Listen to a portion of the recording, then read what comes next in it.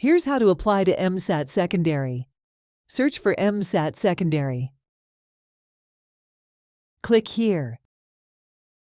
This is the home page. On the right side is the form fill-up section. Enter all the required information. After entering the phone number, click here and you will get an OTP on that number. Enter that to continue.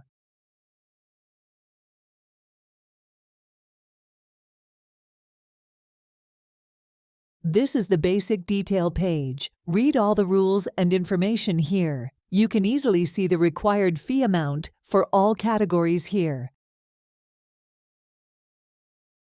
After reading, tick this checkbox and click here to continue. Enter all the required details carefully.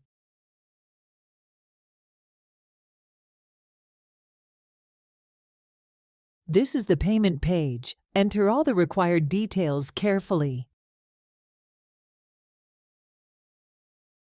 There's multiple payment method here. You can select your desired method.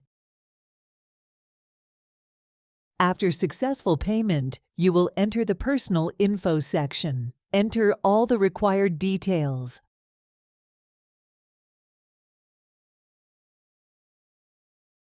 Now enter what you're applying for, exam date, and center. You can choose up to 3 exam center. Choose it to your convenience.